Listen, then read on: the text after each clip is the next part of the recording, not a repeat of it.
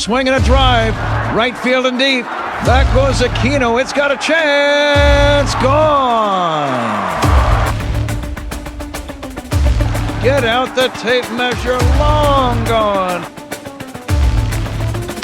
Fly the W! Cubs fans, it's time to fly the W with Dustin Rhodes and Paul Crawly Jean. You are listening to the Fly the W podcast, part of the Blue Wire Network. It is season 4, episode 65. The Kyle Tucker question, Crawly. That's what we're going to address to start off with. Don't forget to listen, download, subscribe. Most importantly, review the podcast. Follow on all the social medias. I'm at Mullion Haw on X.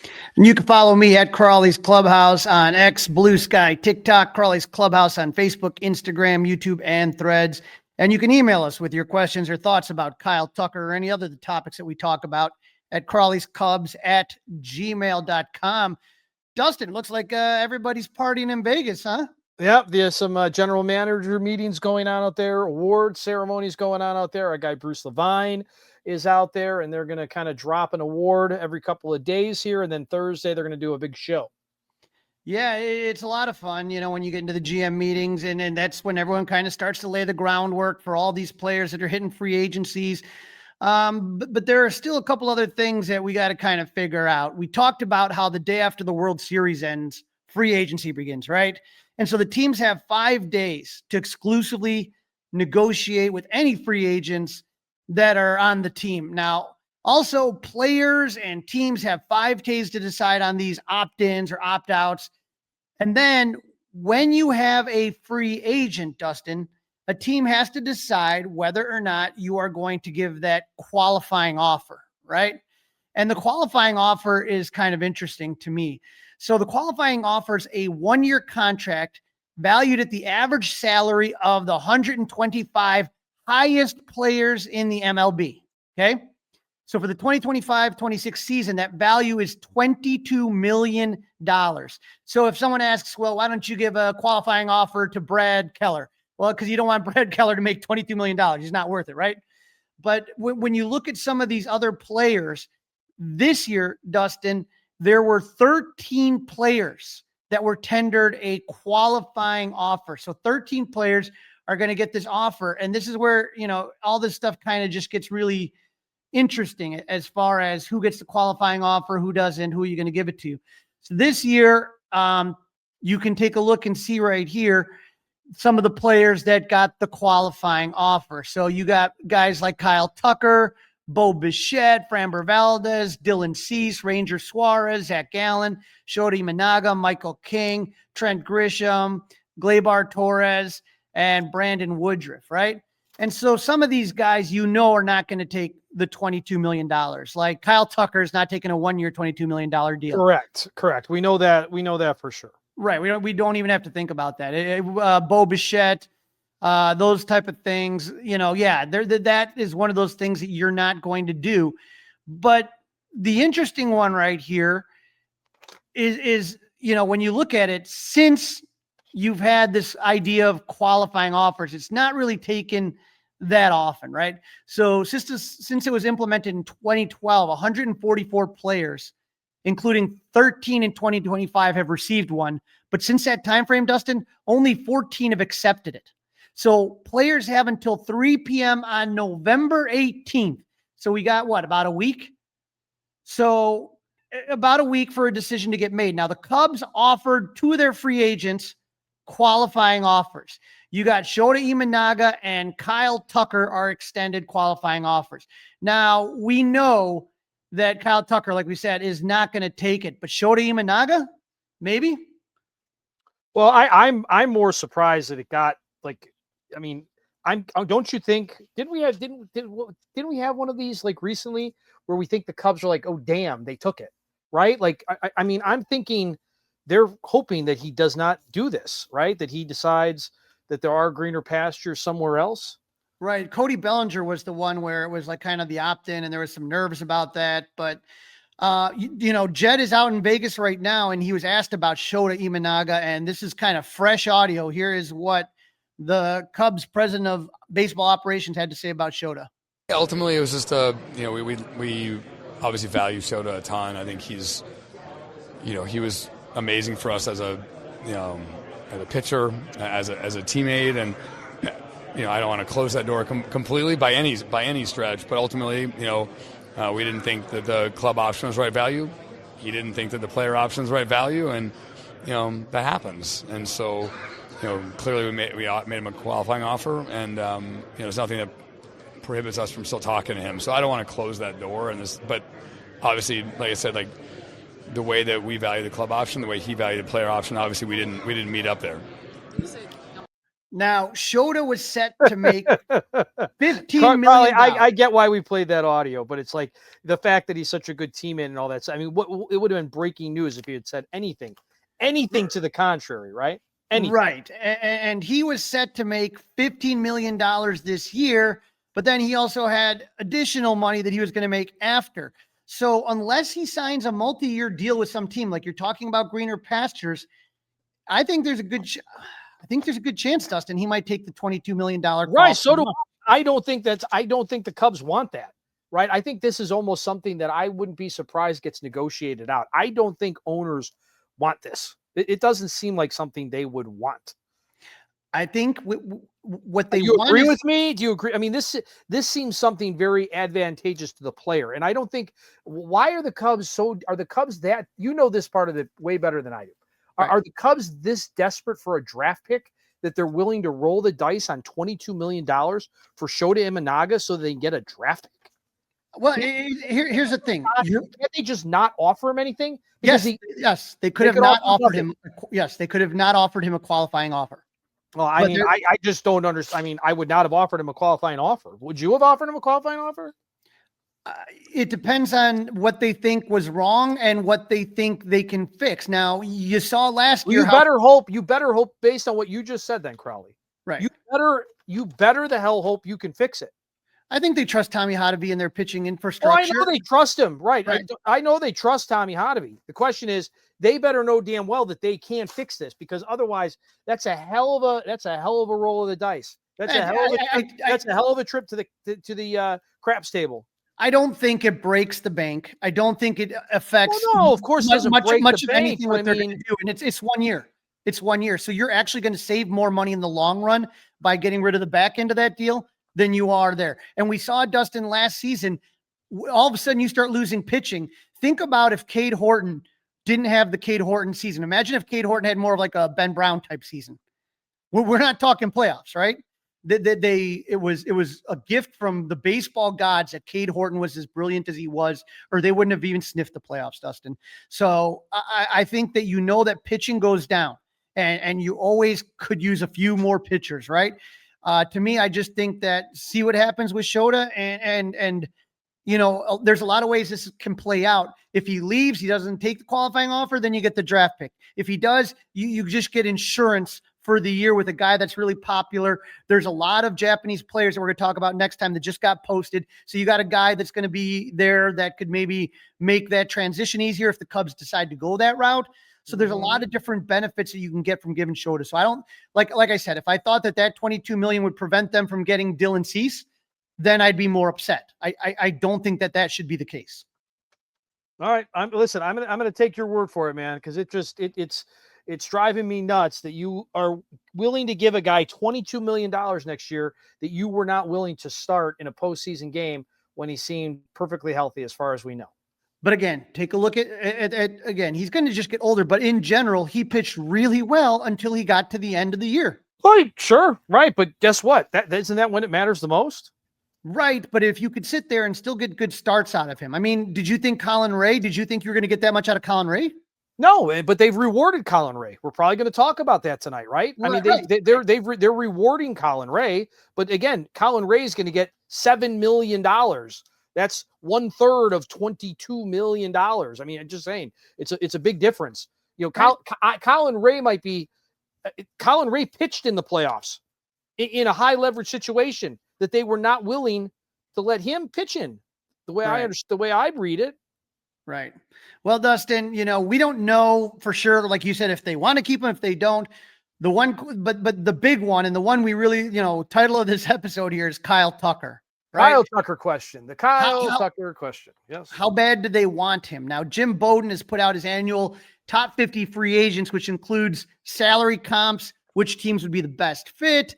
And he predicts, what type of contract each player will probably get. Now, we're going to dive deeper into this list as the offseason moves on. But right now, we just want to focus on Tucker, right? Tucker, a man in his dreams. So Bowden has Kyle Tucker as his number one free agent of the 2025 class. You agree with that?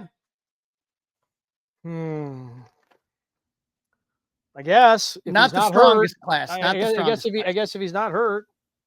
Okay. So, Jed Hoyer. Do you agree with it? Yeah, I do think he's the best guy that's out there this year. Now, as far as how do you evaluate Kyle Schwarber, another big free agent, I don't think is coming here. But, as far as, Kyle Tucker and evaluating him, this is what Jed had to say at the end of the year. We were at our best. Kyle was at his best and vice versa. There's no question he had a huge impact on this team. Obviously, he had dealt with some injuries and struggled a bit in the second half. But I think when you take the totality of the season, he had a huge impact as we hoped he would. Obviously now we're sort of into free agency, and we'll be talking to Casey and we'll be having those conversations. And so, like I said a bunch of times during the season, like everyone can use a guy like Kyle Tucker. Everyone gets better by having a player like that. And we'll certainly be having those conversations. So when you look at Kyle's season, you have to look at before and after the injuries began to pile up, right? So from opening day, Dustin, on March 18th in Japan, all the way to June 1st when the hand injury occurred, Tucker was slashing 284, 394, 524 with 12 home runs, 39 RBIs, 16 stolen bases with 40 walks to 32 strikeouts. That's pretty damn good. And Dustin, I think what Jed says there and what you and I talked about during the season is it seemed like, especially in that first half, he made everyone around him better. Oh, listen, the first half of the season, Crawly, no doubt about it. No doubt about it. It was like a drinking game at the score. If you talk about Kyle Tucker extending that lineup, right? That was the big thing. Extending the lineup. Right. But then on June 1st, Tucker jammed his right ring finger, sliding into second against the Reds. Taken out of the game, the x-rays were negative, but imaging picked up a small fracture near his ring and pinky fingers. After the injury, he has that injury from that point in time on June 1st until he was benched on August 19th in a series against the Brewers of all teams. Remember he was getting booed? Oh, yeah. He slashed 239, 356, 374. I mean, when you look at those numbers, Dustin, like the power number drops in half almost in half. He had 6 home runs, 23 RBIs, 9 stolen bases, 39 walks to 45 strikeouts. The Cubs as a team were 36-22, 14 games over 500, 611 winning percentage, and were in first place in the NL Century before the injury. After the injury, 34-32 at the time of Tuck's benching, 2 games over 500, and the Brewers took over the lead in NL Central and looked back. Now, after the benching, Kyle Tucker had a little bounce back. Remember out in Anaheim, he kind of got heated up and everything, but then he went on the IL from September 9th and was there until the 26th and was pretty ineffective in the postseason. And so, Dustin, again, when he was their best, they were a team that had a high winning percentage when he was healthy. When not, they were a 500 team. So what kind of team would they be without him? Say like this year, if everything all stayed the same, are they a 500 team without Kyle Tucker in the lineup? That's tough, right? That's tough. I don't. Probably not, right? Probably not. I mean, if you lose the guy, listen, if you do lose the guy, you got to replace him. And then the question becomes, is Owen Casey enough, right? Is Owen Casey enough to be that guy? Right. And so here's what Jed had to say about that decision. You have to evaluate. You have to start everything that we do with an evaluation of the player and focus on that valuation, and then what's that worth to the organization. I think that's the backbone. I think that in my career, I think when you make decisions that are based on your valuation and how you value the player, then it sort of takes some of that, the other stuff out of it, and you make better decisions. I think if you're reacting to how things are going around you, I think that's when you can make real mistakes. So to me, it's just, that's going to be our focus, is, how do we value, and it's not just Kyle, it's any player, like, what's the valuation we put on this player? How much is he worth to this organization right now? And I think that if you do that consistently, I think you end up, like I said, making more and more good decisions. And the more good decisions we make, the more it's additive. For me, Dustin, I've never seen Jed roll the big dice like Theo. You know what I mean? Just take a swing at it, right?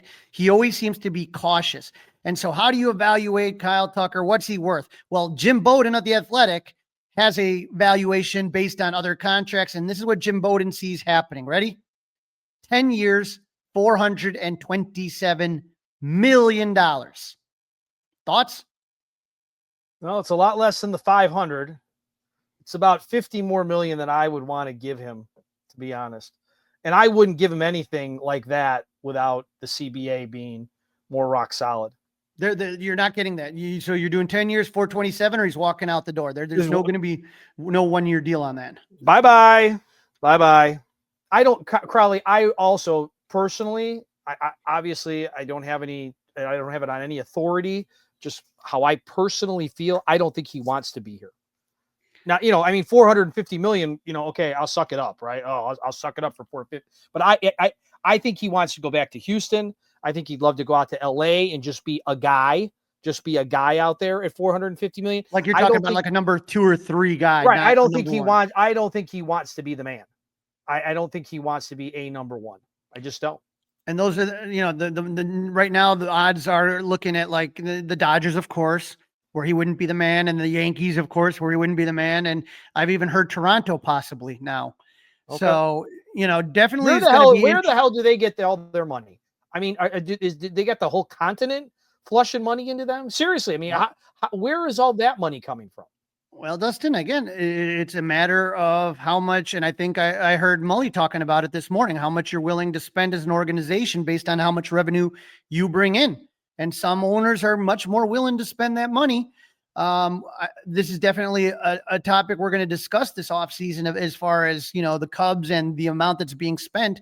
And we talked about this last offseason, whether it was Rosenthal, whether it was John Heyman, whether it was whoever criticizing the spending habits of the Cubs. And it's already started up this offseason. So this narrative is not going to go away. And if they let Kyle Tucker walk, I disagree. I think if the Cubs make a very, again, I'm not saying a middling offer, but if they're as competitive as everyone else, I think he might want to stay in Chicago. So, but again, why do you say that? What makes you believe he would want to stay here? What indications? What did you see that maybe I didn't or somebody else didn't?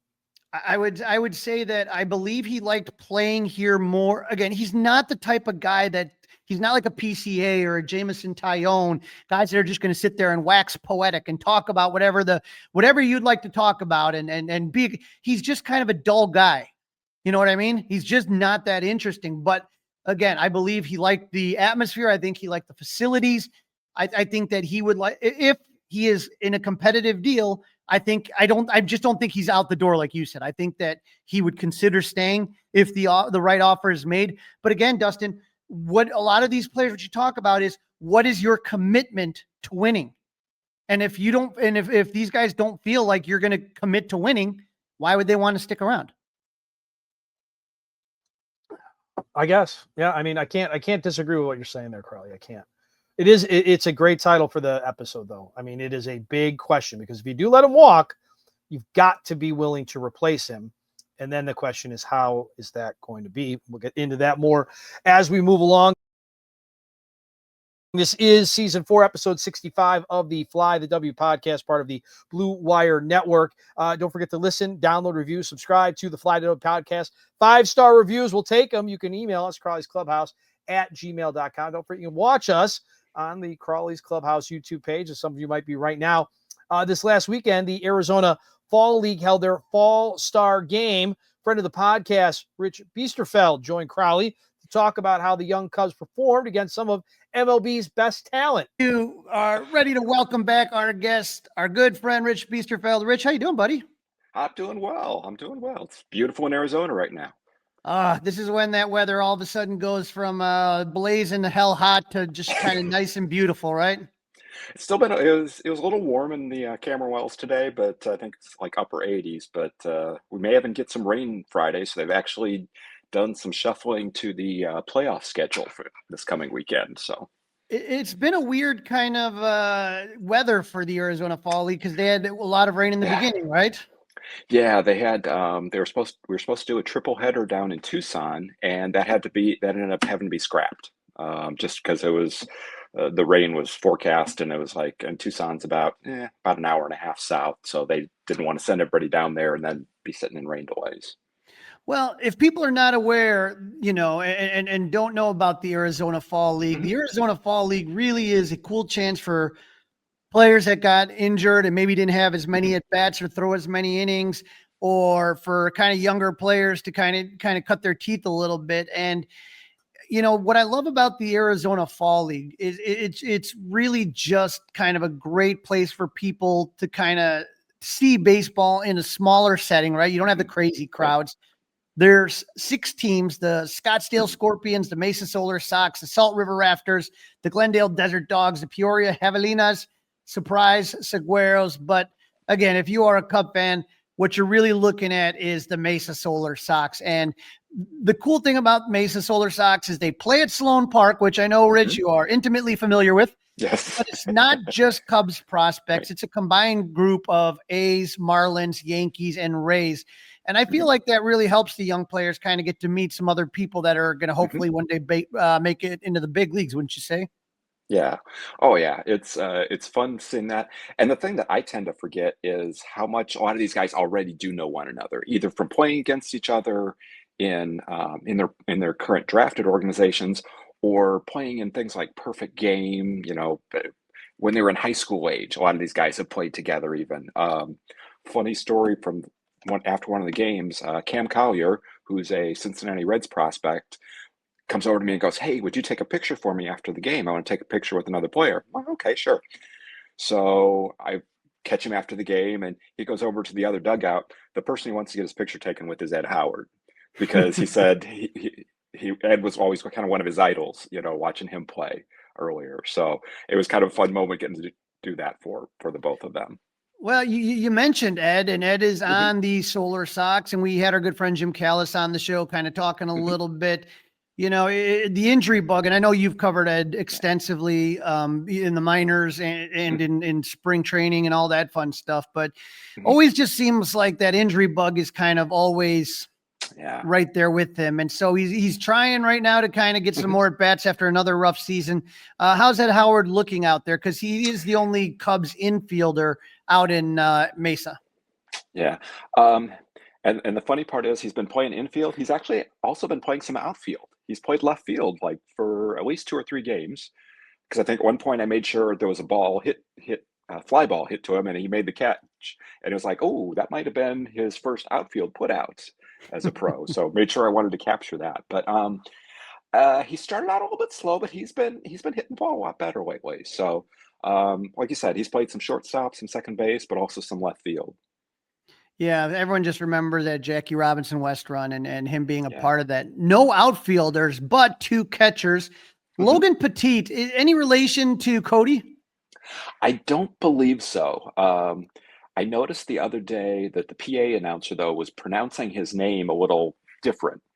So I did have to go up to Logan after the game and said, "Okay, I just want to make sure am I saying it right?" And he goes, "No, the T is there because the PA guy was saying like Poti, and it's like I thought it was Poteet." And he confirmed that was the correct pronunciation. But then after that, he goes, "Yeah, I don't none of that stuff. I don't even listen to it." It's like I can understand that.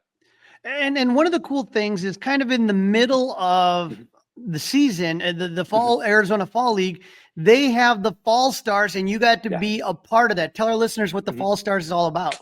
Yeah, so the Fall Stars game is really like the 6 weeks AFL version of an All-Star game.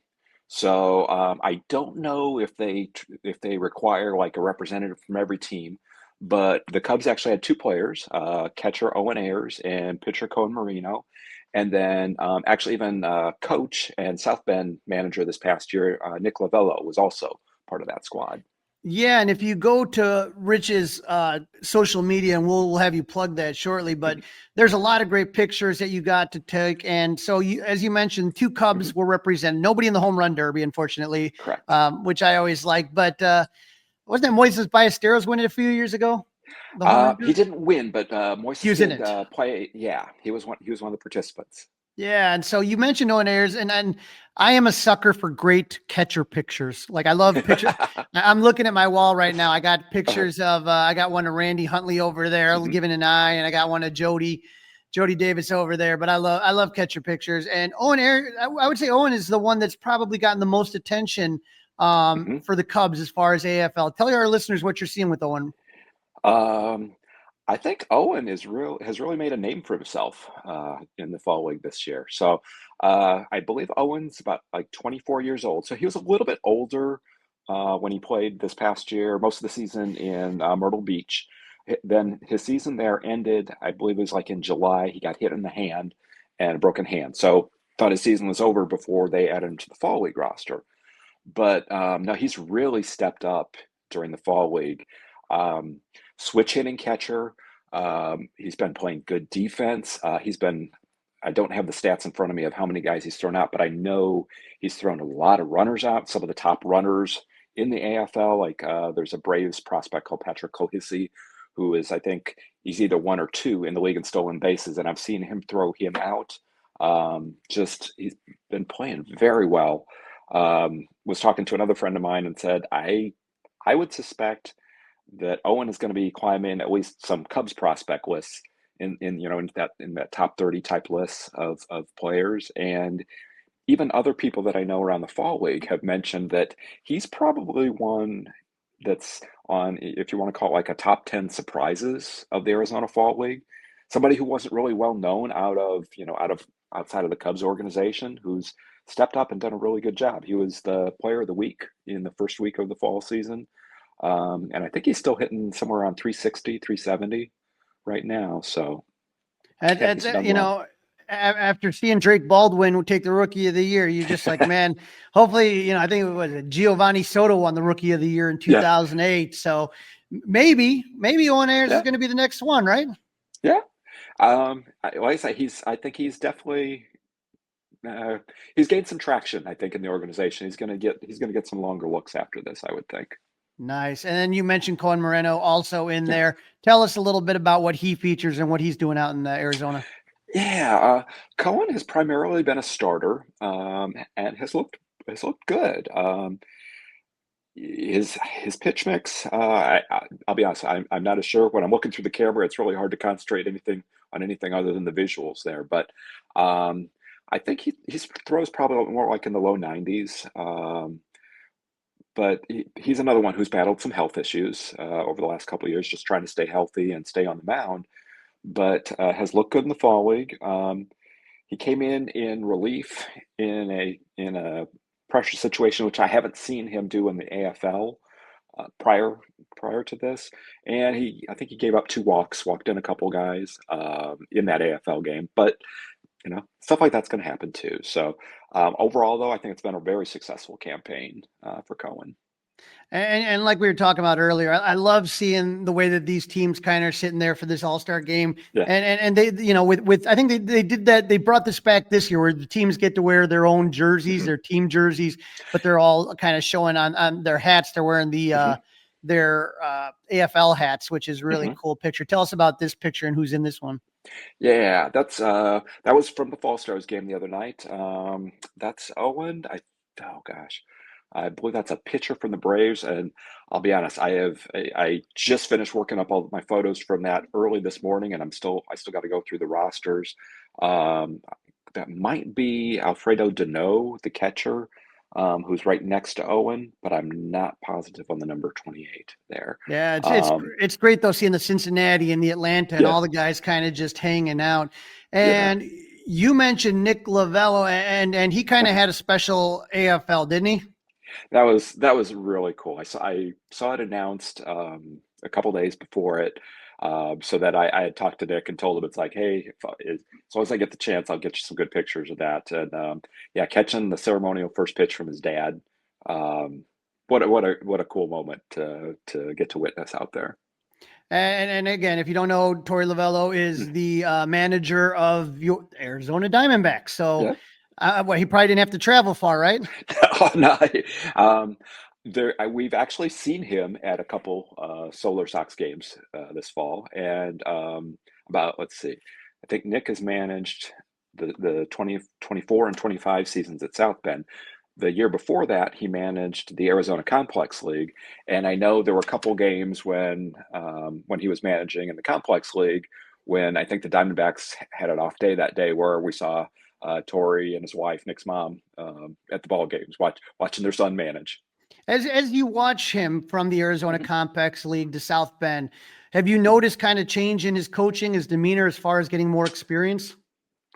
Maybe a little bit, but it's funny that you bring this up because I've had the conversation. I think some people don't really understand the role of the minor league manager. A lot of their role is really dictated from much higher levels, as far as while they're maybe presenting the lineup, a lot of times they're being told who they want to play, when and where. Because I've seen some things like, oh, this guy's a horrible manager, and it's like, no, if a minor league manager is developing their players and their players are getting better, while every team would like to win and win a championship, that's not the ultimate goal in the minor leagues. The minor leagues, are you developing your players? Are you, is Owen Casey moving through the system and getting better at each step along the way?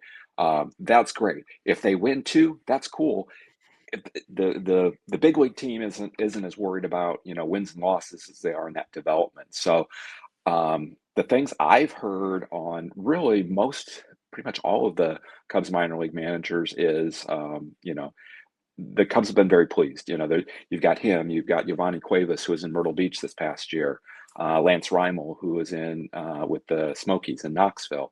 He was a lot former of that South visible. Bend too, right? Yes. Lance was the manager immediately prior to Nick.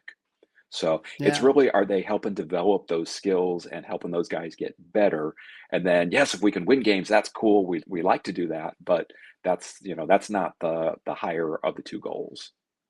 And you're seeing a couple other guys in there. You got Luis Martinez Gomez. And so when you're looking at what he's doing, have you seen some of the improvement? I know he has a real big arsenal of pitches that he throws. Yes, yeah. LMG, as a lot of us refer to him, just because it's easier, kind of like PCA. LMG I think has had a very good fall league. He's come in, get some strikeouts in some high leverage situations as well. I think a lot of the pitching at this level, the challenge is walks. The control, mastering their control. There was a game like that today. The other pitcher who I haven't talked about yet, Matt Peters, came in the seventh inning. It was a 7-inning game today. Mesa was up by 2 runs. I know he gave up at least 2. It might have been like a base hit and 2 walks. Was looking a little shaky, and then came back and got a couple strikeouts to end the game. So, but that's part of the minor league development process, though, too. It's, if you get yourself in those jams, can you get yourself out of it? Can you help the team that way? Yeah, and Matthew Peters and JP Wheat are just 2 guys that you look at that say to yourself, okay, they're guys that have stuff, right? That throw hard, but if you're walking people in the big leagues, we've seen it with other minor leaguers coming up before, that's not going to play, and you're not going to be around too long if you're just giving out these free passes. Right. Exactly. JP, I love JP. Cool guy, just fun to be around. Hard thrower. There are days he looks dominant, and there are days he's struggling with his control. But again, that's probably the story of 80% or more of the pitchers, especially the hard throwing types in the minor leagues. What do you say to the listeners out there is your favorite part of the Arizona Fall League, and specifically the Fall Star Weekend? Probably for me, it's just you're seeing a lot of the players like the Fall Stars game, you're seeing like the top talent. Yeah, you're seeing guys like Kevin McGonigal from the Detroit Tigers, who's the second prospect in all of baseball. You're getting to see guys like that. You're getting to see guys from the Yankees, the Marlins, teams that train in Florida that we normally don't get to see. Another aspect, for me is getting to see people in the game. You mentioned like, Jim Callis, um, Jonathan Mayo. I got to talk to Stephen Brault, who pitched briefly for the Cubs, but who's a Pirates announcer now during the regular season, played for the Pirates for several years. Um, I haven't I ran into him earlier this summer. Will Oman, who's involved with some stuff with the Fall League and is a former Cub. So just a lot of the people that are around baseball will come in for some of these like marquee type events, and I'm sure we'll see some of them in this coming weekend for the championship game. So there's just a lot of I don't necessarily want to say networking, but just the people watching in the stands, because you're going to see a lot of players, former players, guys whose team may not be in the championship game, maybe out there during the home run derby. You saw a lot of guys, if you saw any of the photos or videos, you saw a lot of the teammates who weren't actually hitting in it, but they were there supporting their teammates.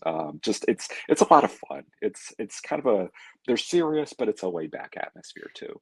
And the thing, again, thinking last night about, the rookie of the year voting, stuff like that, there's probably so many players that you have seen that have come through the Arizona Fall League and then break through and have those kind of years. Moises Ballesteros is a great example of remembering, like, yeah, Moises was in the Arizona Fall League, and then was he the MVP of the game? Is that what I'm thinking? No, I thought he won something when he was in the Arizona Fall League. I thought he was the MVP. Matt Mervis was the MVP of the Fall Stars game a couple years ago. I don't know if Moises was, but I know Matt was. Yeah, it's fun, and so I'm sure you probably, when they break through, it's kind of like a cool feeling to be like, yeah, I saw that kid when he was scuffling around in Arizona in September and in October, November. Yep. Well, with the rookies of the year, Drake Baldwin and Nick Kurtz both played in the AFL. Maybe last year. I'm sure Nick was, and Drake might have been, or 2 years ago. So I know I've got photos of both those guys playing in the Fall League. Well, so when you see a guy like Drake Baldwin or Nick Kurtz, and then they're in the Arizona Fall League, like even amongst their peers, do they stand out where you're like, oh, this kid's a little bit different? Sometimes they do. I mean, I had heard the hype on both guys. Nick Kurtz definitely. I think Drake looked good, but not like jaw-dropping. If you saw Nick hit any home runs, you knew this guy would be with the big league club fairly quickly. What you found is they kind of changed it. It used to be back in the day, like when Mike Trout and Bryce Harper played in the Arizona Fall League, it was more of a finishing school, guys who were really close to the big leagues. Now it's probably skewing a lot younger. So you're getting more guys at the A level than, like the double A or triple A level. So what happens now is more, it may not be like next year where I see a bunch of guys who I'm watching right now, but it might be like 2 years or 3 years. There was a guy, I think he's still with the Marlins, catcher named Joe Mack, who looked good to me, but he was young. I've been reading some of the things like on Twitter and things like that, where he's knocking on the door, I think, for them. So it's more taking a long-term look at some of these guys. But then we did have, I always screw up pronounce his name, but Jack Caglianone from the Royals was playing here last year too. So there does get to be a lot of talent that comes through. Well, Rich, I can just tell you that one of these days when I retire, I am going to be out in the Arizona Fall League hanging out with you. Or maybe, you know what?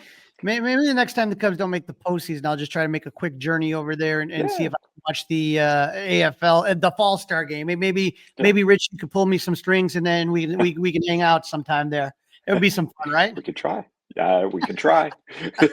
Always what I love, but the pictures that I use tonight come from your camera, which are always just phenomenal, and you always post them on your socials. Tell our listeners where they can find your work. Yeah, I'm on both X/Twitter, Instagram. It's BIEST22 is my handle on both those platforms. So trying to keep up with like the Fall League, the Cubs minor league affiliates, throughout the year. Even today was out. One of the players had messaged me. Some of the guys are in for a strength camp, but they were out doing some stuff. So I got to figure out what I'm posting. But I've got some stuff with some of the recent draft picks catching the football and stuff like that. Even some creative ways to keep the guys in shape and get them in baseball shape while letting them have a little fun too. Well, Rich, I'm going to start getting in spring training shape, which means 12-ounce curls. But, I'm looking forward to seeing you and all the guys out there. I mean, I'm sure you saw, just some of the great pictures that we had with Steve over in the wild card round. Steve Scher, good friend of ours. And I saw all you guys hanging out today. So I'm looking forward to hanging out with you again in Arizona sometime soon. Absolutely. And thank you so much, Rich, for jumping on. Thanks for having me on, Crawly. This is episode 65 of season number 4 of the Fly the W podcast, the Kyle Tucker question. We are part of the Blue Wire group, and we ask you to listen. We ask you to download. We ask you to review. We ask you to subscribe. We ask you for a 5-star review. You can also email us, Crawly's Clubhouse, gmail.com. And don't forget, you can watch us on the Crawly's Clubhouse YouTube page. Crawly, it is a award season. Team Gold Glove, Silver Slugger, Rookie of the Year voting, Platinum Glove voting. And the Cubs have already won some of these awards and have had some awards not go all their way. Yeah. And so they're doing this in Vegas, and they're kind of slow leaking all of this stuff as it goes out. One award that they did win was the Team Gold Glove, Team of the Year for the National League. And Texas won as well for the American League. And those of you that listen to the Fly the W podcast, when we do the tail of the tape, the Cubs were number 2 all year in defensive runs saved, and Texas, who won on the AL side, was number 1 the entire year. So when you take a look at it here, the Cubs had 3 players that won in the National League Gold Gloves. You had Nico Horner, Pete Crow Armstrong, and Ian Happ all win Gold Gloves. So, and they also had another 3 guys that were nominated: Carson Kelly, Matthew Boyd, and Matt Shaw. So no surprise there. Dustin, though, the thing that was surprising to me is that the Cubs, the first year that they ever had a Team Gold Glove was 2020, and the Cubs won that award. That was the last time they won it. And I went and I looked back, and I'm like, really? I'm trying to remember, was 2020 that great of a defensive team? Wilson Contreras, Rizzo, Jason Kipnis at second, Javi at short, Bryant at third, Schwarber was still in left, Ian Happ center, Hayward right. I guess it was a pretty good team defensively, but I guess, I don't know, I was just a little bit surprised. So that was exciting. Now, when you talk about it, Tex was, like I said, number 1, DRS, Cubs number 2, but the Cubs were first in all of baseball and outs above average. So clearly one of the best defensive teams. And that's helped them when that offense went to sleep in the second half, was pitching and defense. And defense. Absolutely right. Yep. Mm-hmm. Now, we just talked about Kyle Tucker. Kyle Tucker wins. Well, the Cubs had 3 guys nominated for Silver Sluggers. You had Nico Horner, PCA, and Kyle Tucker. And Kyle Tucker wins the award, the Silver Slugger. He's the first Cub to win the Silver Slugger since Cody Bellinger won it as a utility player in 2023, playing center and playing first. He was the first Cub outfielder to win it since. You got a guess? Sammy Sosa? Sammy Sosa, 2002, 6 times. And do you know who the first ever Cubs Silver Slugger was? This I thought was interesting. First ever. Outfielder. How far back are we going? 1982. 1982 Cubs Silver Slugger. All right, I need some help. He played first base in 1984. So Leon Durham. Leon Durham was the first Cub Gold. I don't even think Slugger. of him. I don't even think of him as an outfielder. Right, because you remember you had Billy Buck that was then playing first base. So, right. There's a couple other awards that are going to be given out this year, or out this week. You have Rookie of the Year, which was last night. Manager of the Year, you have 2 NL Central teams when you have Pat Murphy, and of course, just such a great job by Tito Francona. And then you got Cy Young and the MVP, which is going to be interesting. I still think it's a 2-man race between Ohtani and Juan Soto. You got to pick on, I don't think it's going to be Kyle Schwarber. You got to pick on one of those two. I'd be shocked if it wasn't Ohtani. I mean, right. You got him pitching. It would blow my doors off if it wasn't him. You think Skeens takes the Cy Young or Yamamoto? I think Skeens. Yeah. Now, the guy that did not get it that we were disappointed about, Cade Horton was one of the finalists last night. Drake Baldwin, Caleb Durbin, Cade Horton, all up for it. And boy, Dustin, was it disappointing for me to see that Cade Horton did not get it. He finished second in the Rookie of the Year voting. And, I was watching. And I just got to say, when I was watching it, it was frustrating because I get it. I'm not going to say Drake Baldwin wasn't worthy. He definitely was worthy. He was worthy. He was worthy. He was worthy. Hard to argue. Hard to really get. I mean, listen, we're Cub fans, right? We do the Fly the W podcast. You're a season ticket holder. I was a season ticket holder, but it's hard to argue with a position player. And the one thing about him, Crawly, is he barely struck out. I mean, he worked well with the staff. He did consistent all year. Cade Horton didn't play all year. Cade Horton really picked it up in the second half, where Drake Baldwin was consistently good all year. I don't have a problem with that. And he even Cade picked up some first place votes as well. Totally cool. Great. Right. Here's the problem though, Dustin. Here's the problem that fans may not understand.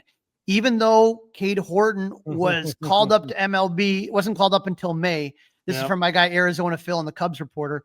Cade Horton gets credit for a full year of MLB service time. Yep. So his clock is moving. Yep. Also got a $500,000 bonus. Correct. So presuming he is an option to the minors any time from 2026 to 2030, which we pretty much are not going, that would mean something was terribly wrong. He'll qualify for free agency post 2030 instead of post 2031. So we'll see what happens, but definitely frustrating.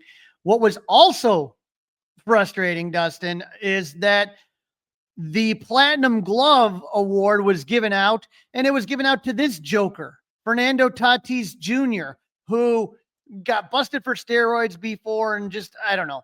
I was so frustrated because here's the thing. We talked about this on the podcast before. The Platinum Glove is fan voted, but also sabermetrics. They kind of put a little bit of sabermetrics in, but it's the higher percentage is lean towards fan vote. And so Cub fans are just, the Chicago Cubs got the greatest fans, they do, but I think they dropped the ball on this. Maybe everyone's just so excited about the Bears that they just kind of are not Cub centric, like maybe you and me, maybe, but Tatis ranked 37th in baseball with 8 outs above average, while PCA was tied with Bobby Witt Jr., who won the Platinum Glove in the AL side with 24 outs above average. So PCA was 3 times better when you talk about outs above average. When you talk about StatCast's run prevented metric, he led all of baseball with 22, while Tatis was 31st with 7. The only thing that they were close in was defensive run save. They both had 15th, which was 9th in baseball. But to think that Fernando Tatis Jr. is a better defender than PCA is rubbish, and I'm frustrated about that. I'll tell you that. Yeah, I couldn't agree with you more. That's kind of, I didn't even take it as it's hot garbage is what it is. It's just not. It's not good. It's not a good look. Not even a little bit. So that is for I have way more of an opinion on that than I do of Cade Horton finishing second in the Rookie of the Year. How about Colin Rea's extension? Mentioned it a little earlier in the podcast. Yeah, how about Colin Rea? He really kind of stepped up. When the Cubs had some injuries to Justin Steele, they extended him for a 1-year, $6.5 million contract for 2026 with a club option for 2027. So the deal includes a $5.5 million salary for 26 and $7.5 million club option for 2027 with your favorite, Dustin, a $1 million buyout. Mm-hmm. So, this just goes along with what Jed's doing, setting everything up for 2026, and then everybody's off the books in 2027. So definitely, like I said, well-earned. He really did a great job. And so we'll see what happens in the end. Kyle Hendricks now officially hanging it up. I mean, we've had multiple reports on this since about day before the playoffs even started that he was done. This has been ongoing, but everybody's putting it up there. After 12 season, Kyle Hendricks is retiring, and obviously 11 of those seasons were with the Cubs. And when you think about it, it was funny. He wasn't even supposed to come to the Cubs. They were trying to trade Ryan Dempster, and Dempster exercised his 10-5 rights, and then they ended up getting Kyle Hendricks from, was it the Rangers, I believe. And when you think about what he did, just the consistency, his 2016, Dustin, winning the ERA title, being on the mound in Game 6 of the NLC Championship game, which I will argue was the greatest game ever played in Wrigley Field. I will argue that as far as importance, as far as performance, I want to say they went 27 up, 27 down between him and Aroldis Chapman. It wasn't a no-hitter, but they had a pickoff in there. There was double plays. And so they faced the minimum. Obviously, he didn't win Game 3, but it was a pitcher's duel. It was a phenomenal pitcher's duel that Kyle Hendricks had in World Series Game 3. And then, obviously we don't forget that he was the starter in Game 7 and pitched really, really well in Game 7. So this was a guy that pitched with ice in his veins, was, again, very similar to Kyle Tucker when you talk about it, very kind of dry, very kind of matter of fact. But when we talk about the professor and when we talk about what he did for this team, just obviously a Cub Hall of Famer, I think, in the future. And it wouldn't surprise me, Dustin, if he did similar to what Rizzo did when you do the contract to retire a Cub and hopefully be honored next year. Yeah, I echo all those sentiments with you. We agree on this one wholeheartedly. I mean, if you don't like Kyle Hendricks, you don't like the Cubs, and you don't like baseball. Crawly, are we going to tease this, or are we going to get into the Cubs spring training calendar? Oh, Dustin, I don't know. I'm so super excited. The calendar was released, and, it's one of my favorite days. Cubs and White Sox are opening things up, right? Cubs and White Sox to kick it off, and if you know anything about spring training, the opening weekend is like a Mardi Gras party. That is a wild weekend. And I think that's the same weekend that Dempster's having his innings fest in Arizona. So it is a great time to go there. A couple other things to take a look at the calendar. If you take a look in the first week of March, you see that Tuesday game, they're playing Team Italy. We have the World Baseball Classic back. And so that Team Italy game, I think, is going to be one that's going to be kind of exciting for fans to go to, the 3rd. I wonder if Anthony Rizzo can play in that one. The other thing that's going to be kind of interesting is the last week of the spring training, which is not usually when I go. I don't like going there because you don't get to see a lot of the young players as much, but this is going to be different. You got a split squad game coming up there at the end there, but then you have the spring breakout game, which is going to be that Saturday, the 21st, which is when they have all the best prospects there. Then they got a game against Milwaukee. Milwaukee is not in the Cactus League. So that is a rare appearance by Milwaukee. They must be starting their season on the West Coast, because usually that's what teams will do, is they'll hop in and they'll play a game and then hop over to their destination. And then they close out with 2 against the Yankees. So I'm looking at this, and I'm not kidding, Dustin. I may end up I'm looking at either this week, the first week right there, where they're playing Arizona that Thursday, the first week, Arizona, San Diego, and then Athletics in San Francisco and Sloan, or I might try to catch that split squad spring training breakout, Milwaukee, Yankees. I think that would be pretty cool to see as well.